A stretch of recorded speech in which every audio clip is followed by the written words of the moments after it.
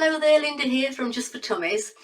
I want to talk to you today about hiatus hernia and how a hiatus hernia can cause acid reflux. So, if you know me, you know that for many years, well over 30 years now, I've been a natural health practitioner and I specialise in digestive and gut health. And over the years, I'm just going to have a quick drink of water. And over the years, I've been contacted by many people, well, just lately on almost a daily basis, who suffer with acid reflux. And one of the first questions I ask anyone who contacts me who suffers with acid reflux is, do they have a hiatus hernia? And you know what the answer is? Invariably, it's yes, I do. How did you guess that? Well, I didn't guess it, but there is a connection between acid reflux and a hiatus hernia. So you may or may not know that our chest cavity and our abdominal cavity is separated by a thin layer of muscle called the diaphragm. And the diaphragm moves up and down depending upon whether we inhale or exhale. And what happens with a hiatus hernia is, so your stomach, okay, so your stomach is in your abdominal cavity. It's below the diaphragm. But what happens with a hiatus hernia, it's when the stomach protrudes up and it pokes through the diaphragm at the top. So part of your stomach ends up being in your chest cavity where it shouldn't be. And so because your stomach has lost that, the strength and the downward pressure of the diaphragm, keeping it in check and keeping acid and acid drenched food in your stomach, because the stomach is protruding up through the diaphragm, the diaphragm can't keep the contents of the stomach in your stomach any longer. And so acid and acid drenched food is just able to migrate up through that sphincter at the top of your stomach, it's a valve at the top of your stomach, up into your esophagus, and sometimes as far as your throat. And acid reflux can even pour down your trachea into your lungs and cause lung infections. So I just wanted to explain the connection between a hiatus hernia and acid reflux. And furthermore, do you have any idea what may be contributing to the hiatus hernia? I mean, hiatus hernias don't just appear out of nowhere, do they? So one of the main causes of developing a hiatus hernia is bloating, abdominal bloating.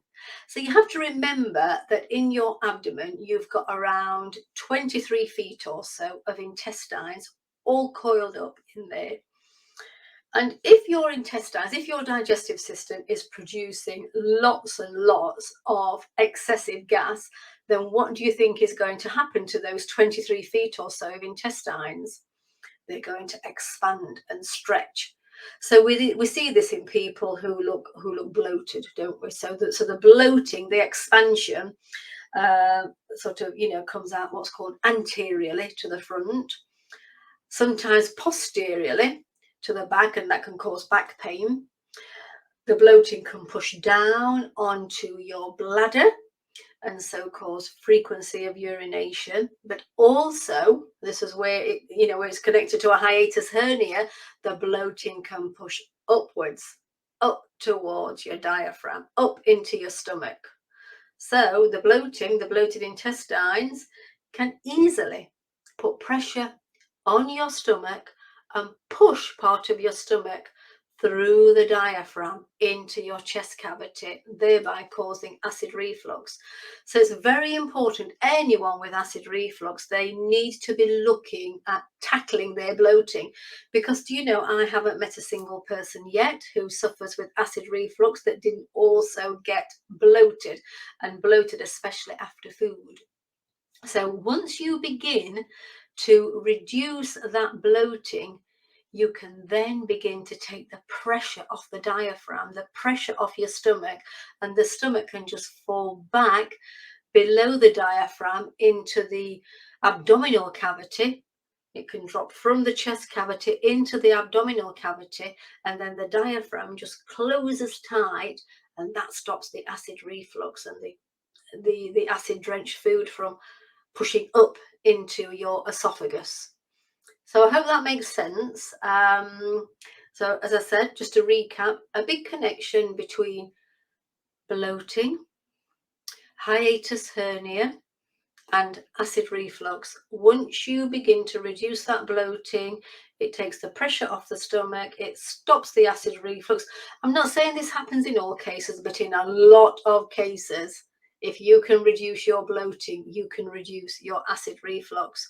And the best way of doing that, certainly if you get bloated after meals, is to begin taking a natural digestive enzyme tablet before meals. And if you're not taking a probiotic, I mean, you should be taking a probiotic anyway as a preventative, one of our live bacteria capsules once or twice a day, once before breakfast and once before bed. And I do recommend that you do that for general health, not just for digestive and gut health, but for immune health too. And maybe if you get bloated, you may want to consider taking some of our charcoal capsules too. But that's enough about the supplements. I wanted to explain the connection between bloating and hiatus hernia and acid reflux. And if you want to know which of our supplements can help reduce those symptoms, then just get in touch with us. You can email us feelgood@justfortummies.co.uk, or you can if you're reading this in one of our emails, reply to this email or contact us via one of our social media channels. I hope that makes sense. I hope that I've explained the connection there. But yes, if you've got any queries, then don't hesitate to contact us. Thank you. Bye-bye.